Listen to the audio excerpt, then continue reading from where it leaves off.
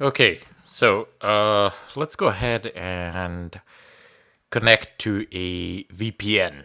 So, how is VPN different from a proxy? Well, for one thing, VPN has heavy encryption between, it's a point to point encryption between the VPN provider and you as a client. Now, I'm just going to go ahead and I would advise using OpenVPN as opposed to the PPTP VPN. As OpenVPN is generally better integrated with Linux systems. It goes, I do believe, under the GNU public license. So I'm going to go ahead and find some free VPNs on the net, and I'm going to go ahead and use them, and then I'll show you what actually happens. The primary difference is that between me and the VPN provider, so between 2 points, all traffic is encrypted. So whoever snoops between those 2 points cannot actually decrypt what is going on without having the ARSA keys that are needed. So VPN is generally the best or the second best way to anonymize yourself on the net. And I'm going to go ahead and use a free one, but there are a ton of paid ones which are just amazing, which have fantastic speeds, stability, etc. Now, whether they keep logs or not, I don't know. I mean, you can take a look at their policies, etc. You can ask them, like, pose a straight up question or something like that. But there really is no guarantee because you have no way of knowing what what the person on the other end is doing.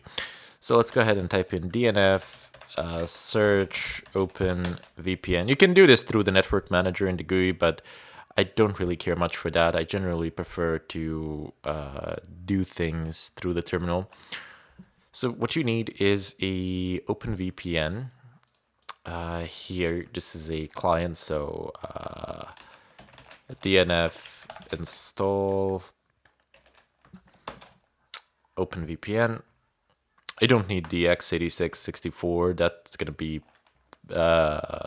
be placed there by default. You just need to type in actually OpenVPN. And now I'm gonna go ahead and open myself a browser. And I'm gonna go over to OpenVPN free.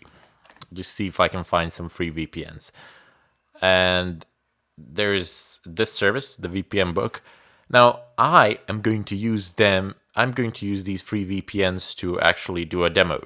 But there is no guarantee on my end that these servers are actually anonymous and that they don't actually keep any logs or anything like that. So keep that in mind. I'm just using this as a demo because I don't particularly care at this point in time whether they keep the logs or not because I'm doing a demo. You should care, and I make no guarantees for this service, just so you know. Maybe they do, maybe they don't. I really don't know.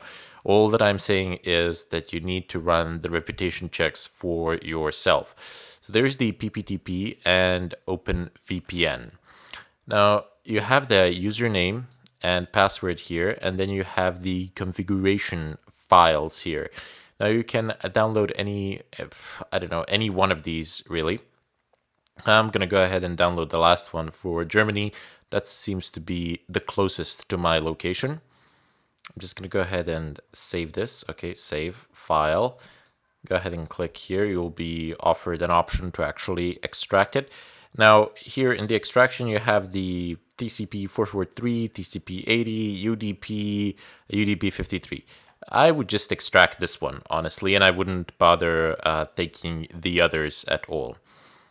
So I'm gonna go ahead and state that I shall like to extract this, and I'll simply extract this here under my username. So home and then username. I'm gonna go ahead and state OK.